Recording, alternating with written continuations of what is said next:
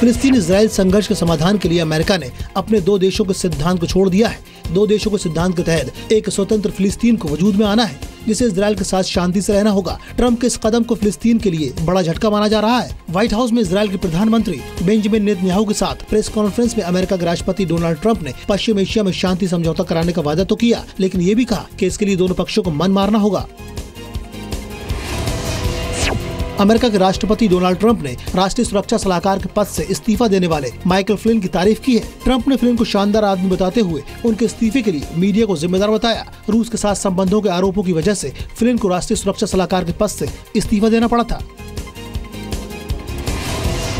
Iraq की राजधानी Baghdad में एक आत्मघाती हमले में 15 लोगों की मौत हो गई। हमलावर एक ट्रक को लेकर भीड़-भाड़ वाले इलाके में गया और उसने खुद को उड़ा लिया। जिस जगह ये वारदात हुई वो शिया बहुल इलाका है। बगदाद में ये इस साल का सबसे बड़ा आतंकी हमला है। पेरिस में पुलिस की हिंसा के शिकार एक व्यक्ति के समर्थन में हजारों लोग सड़कों पर उतरे। प्रदर्शनकारियों ने पुलिस को हत्यारा बताते हुए इंसाफ की मांग की। प्रदर्शन के दौरान कई जगहों पर पुलिस के साथ उनकी भिड़ंत भी हुई।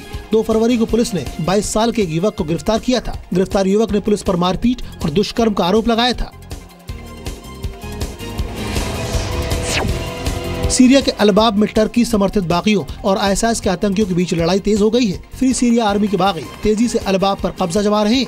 टर्की सरकार ने दावा किया है कि अलबाब के बड़े हिस्से से आईएसआईएस का कब्जा खत्म हो गया है। टर्की की फौज बागियों को हथियार मुहैया करा रही है।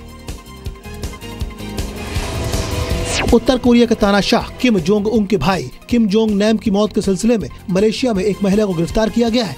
महिला को राजधानी कुआलालंपुर के हवाई अड्डे पर गिरफ्तार किया गया, जहां किम जोंग नैम पर हमला किया गया था। आशंका जताई जा रही है कि नैम पर जहरीली सुई से हमला किया गया। गिरफ्तार महिला के पास वियतनामी दस्तावेज थे। न्यूजीलैंड के तीसरे सबसे बड़े शहर क्राइस्टचर्च के पास जंगलों में लगी आग तेजी से रिहायशी इलाके में फैल रही है। इस खतरे को देखते हुए 1000 लोगों को घरों से निकाला गया है। सरकार ने यहां आपातकाल का ऐलान कर दिया है। शहर के पोर्ट हिल्स में इस हफ्ते आग लगी थी। प्रधानमंत्री बिल इंग्लिश ने राहत और बचाव कार्यों पर नजर रखने के लिए अपने सभी कार्यक्रम रद्द कर दिए।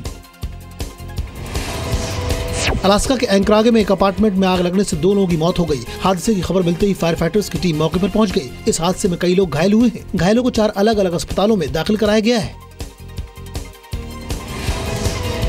अमेरिका के ओरोविले डैम टूटने के बाद बेघर हुए एक जोड़े ने वैलेंटाइन डे पर शादी रचाई। दोनों ने पहले ही वैलेंटाइंस डे को शादी करने का इरादा बनाया था, लेकिन बांध टूटने के बाद जब उन्हें अपना घर छोड़ना पड़ा तो ऐसा लगा कि शादी टल जाएगी। लेकिन इलाके के करीब 300 लोगों ने साथ देकर उनकी चाहत पूरी की।